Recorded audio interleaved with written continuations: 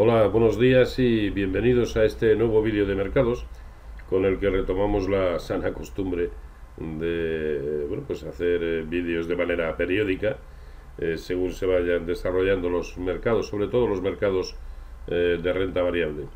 Bueno, lo primero que podemos observar es que tras el parón, digamos, veraniego, pues prácticamente nada ha cambiado en el horizonte, excepto para confirmar el mismo escenario en el que nos veníamos moviendo, ¿no? Una cierta debilidad por parte de los índices europeos, pero no así en los índices americanos, ¿no?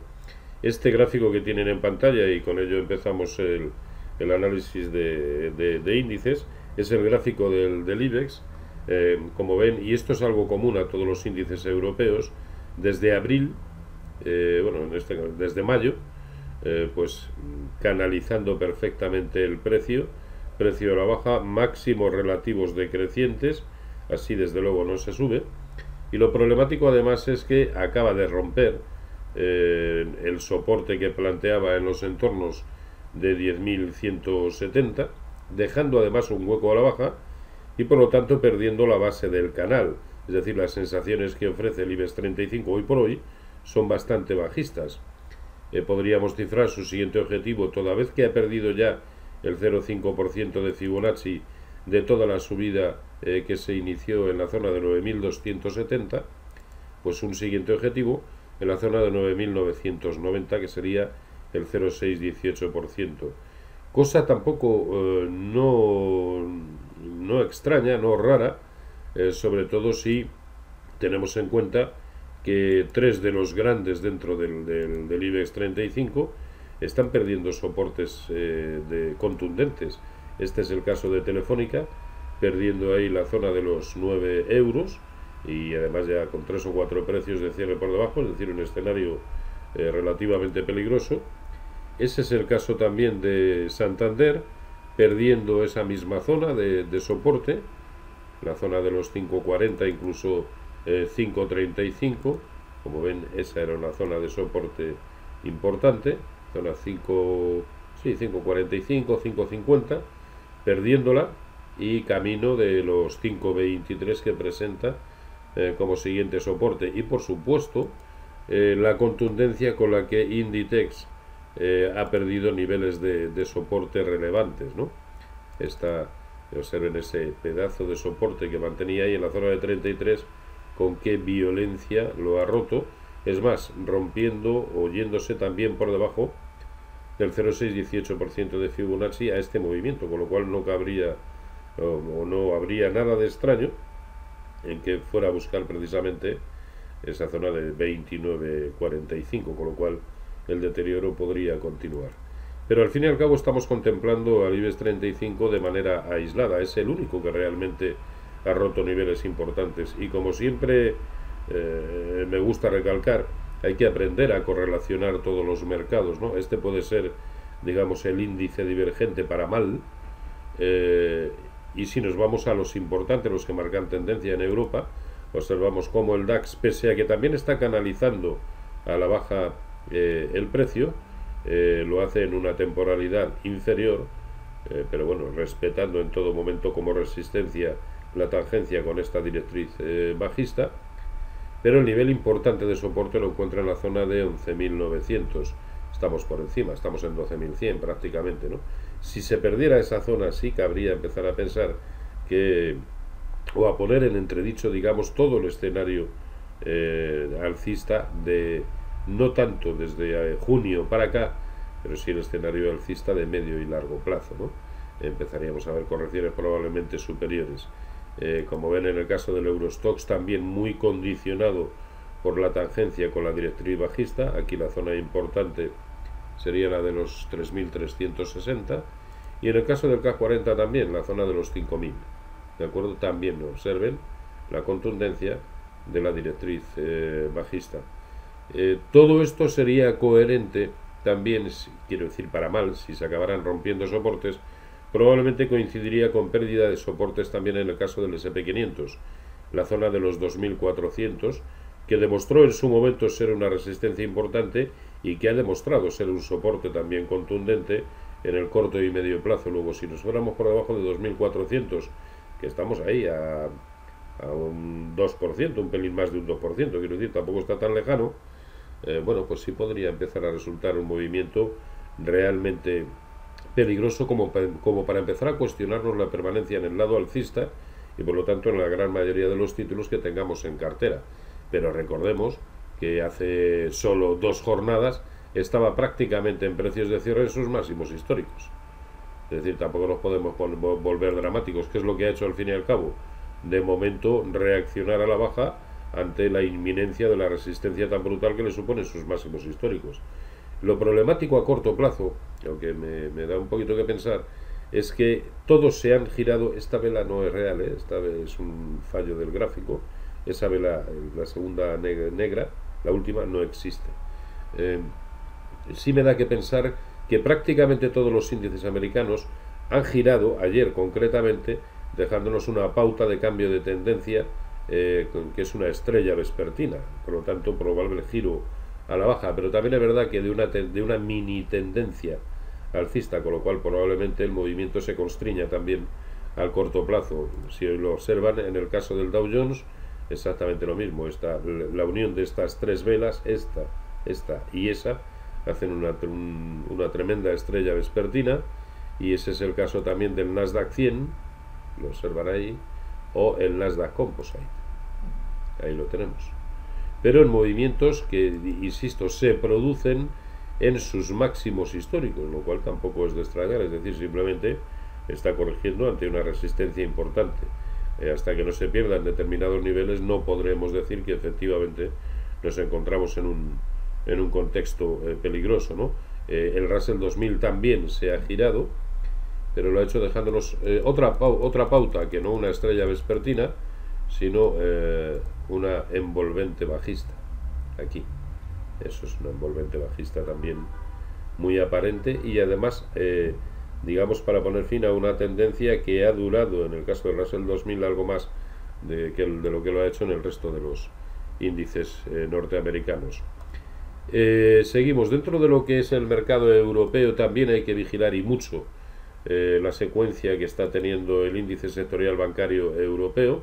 Observen cómo trastocar nuevamente la zona de máximos desde hace mucho tiempo, pues desde la zona de 140, pues desde desde octubre de 2015 no se tanteaba esa zona, y todo ha sido tocarla y empezar a materializar una secuencia de máximos relativos decrecientes, hasta el punto de que hoy en los mínimos intradiarios pues ha tocado el soporte que presenta en la zona de 127,90, así que ojito con este nivel, bien por si reacciona, para entender que vamos a tener algún rebote en el conjunto de los mercados europeos, o si lo rompe a la baja, para estar muchísimo más pendientes de lo que lo estábamos si contemplábamos exclusivamente la evolución de los gráficos de los índices, ¿no? El euro dólar, sin ninguna duda, es el gran causante de los problemas que a corto plazo están teniendo los índices europeos. Hoy por hoy, y nos cueste o no entenderlo desde el lado macroeconómico, no cabe pensar otra cosa más que es alcista el euro frente al dólar.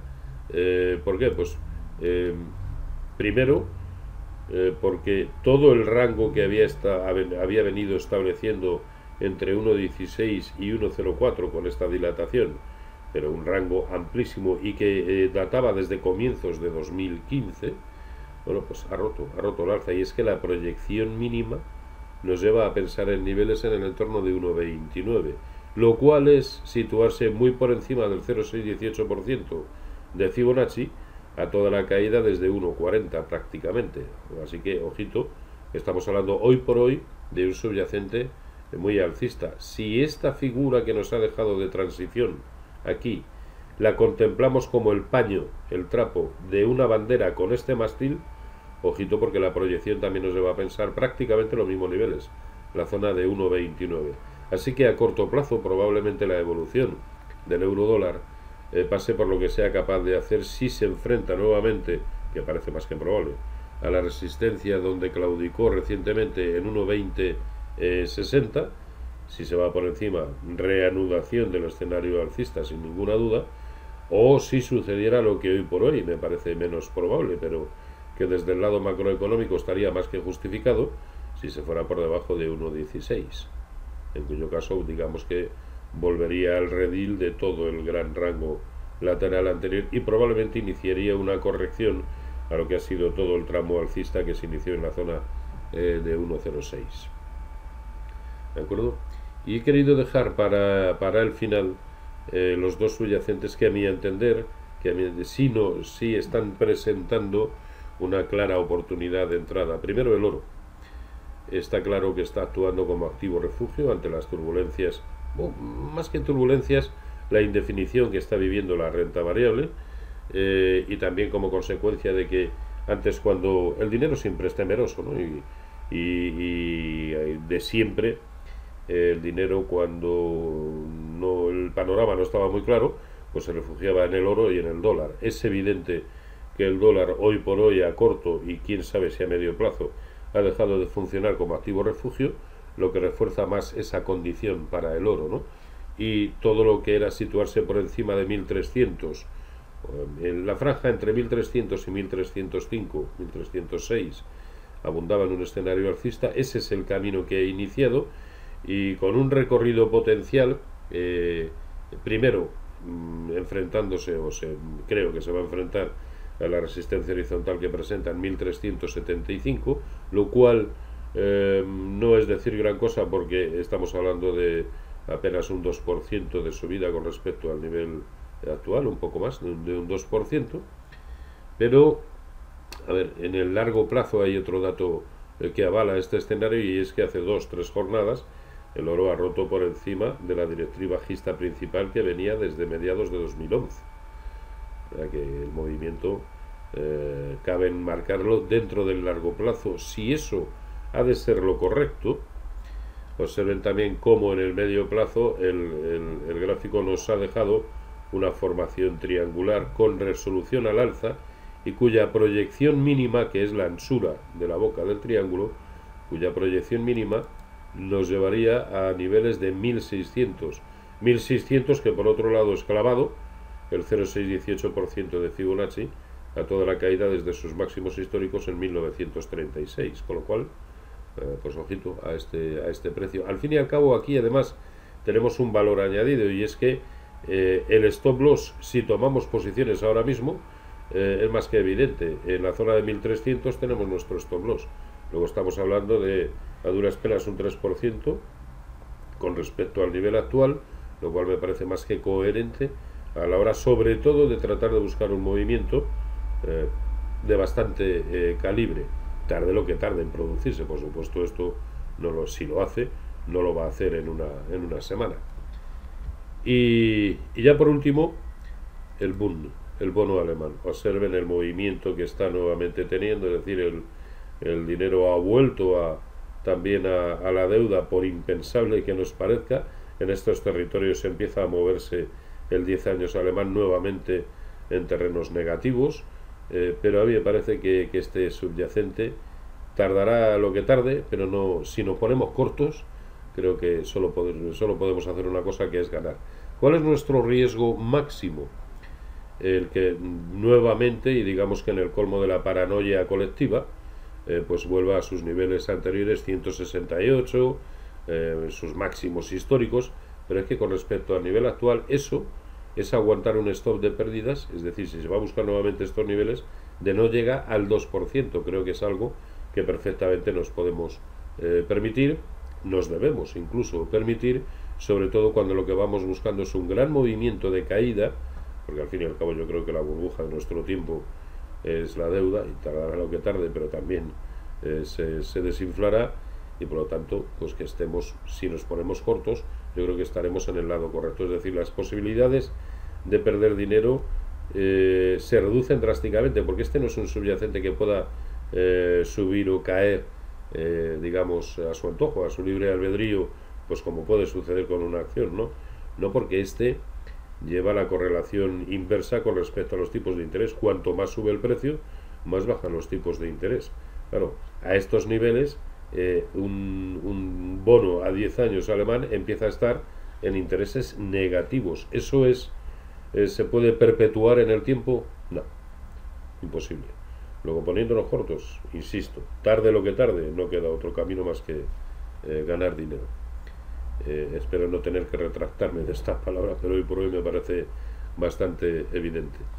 Y, y poco más, hoy no quiero hablar de títulos en particular porque me parece que la situación general da para como mucho mantener lo que tengamos en cartera.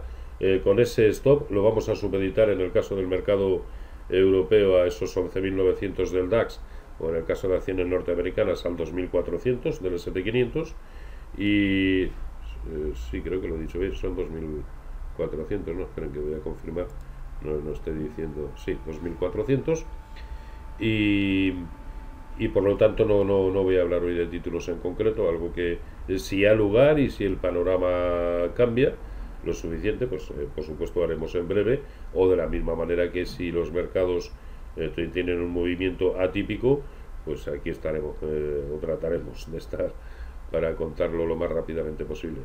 Pues nada, que lo dicho, un gusto volver a estar con ustedes, y espero que por supuesto a partir de ahora sea con muchísima mayor frecuencia. Feliz negocio para todos.